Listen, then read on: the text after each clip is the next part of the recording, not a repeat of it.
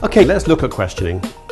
You've probably heard about open and closed questions, and there's some people might say that open questions are good and closed questions are bad. We don't believe that. Any question can be good. It depends on what question is chosen and how it's used.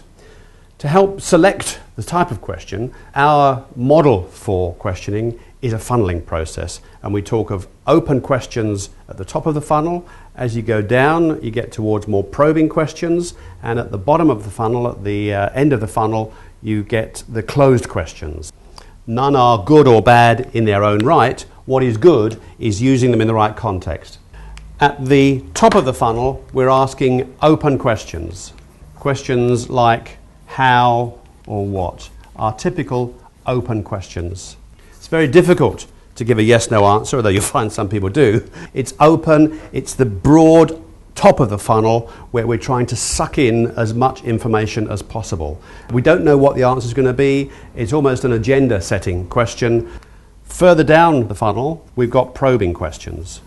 Probing questions are the when, where, who types of questions. Those questions that explore further.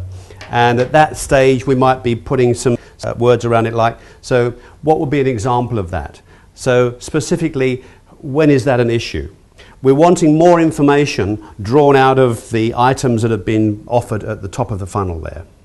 And as we move down, we get to closed questions, which might be qualifying or clarifying questions. The is it, have you, will you, those sorts of questions which are confirming. Interestingly, some of those closed questions are good ways of starting. There's nothing wrong with starting a conversation with, so is this still happening? So have you done this before? Some of those closed questions which qualify how we're going to start this could well be useful. So this reinforces our thought that there's nothing good or bad about any sort of question. What makes a question good is it's been thoughtfully chosen for the right purpose. So you'll find there's a difference between diagnostic questioning, which is very much the yes, no, is it, which can very quickly get you to a known solution where it's one of a number of defined ones. Here we're asking questions where we don't know the answer and where we want to get the other person to lead us to the solution, where we don't know what the solution is. Questions are also very useful if you want to get the other person to think. Those sort of consequence questions, or implication questions as they're sometimes called, are useful to get the other person to use their brain and see things perhaps from a different point of view. So a typical consequence question would be, so if that were to keep happening, who do you see might be affected by that? Our favourite question has got to be, what else? Useful to ask what else as a general question that often elicits very good information. You might find that the person responding has given a particular slant on an answer. What else often yields good information. I suppose the other thing in preparing to ask questions is not to fall into the trap of making a list. Certainly be prepared, certainly think through, and we often talk of a question bank. So I've got a resource to draw on of types of questions that might work in a particular situation.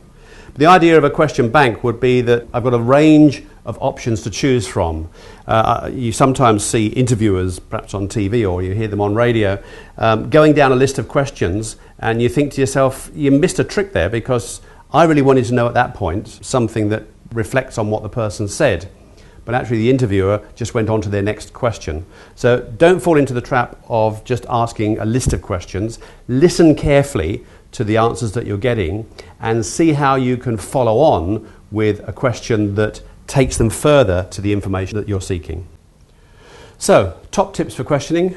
1, recognise that it's a funneling process and we need to choose the right sort of question to get the information that we're seeking, and the idea of tracking down from the open through to the probing questions.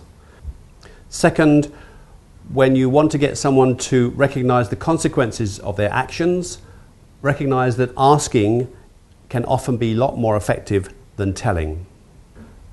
And 3rd, listen carefully to the answers that you get and ask your next question based on the answer to your previous one.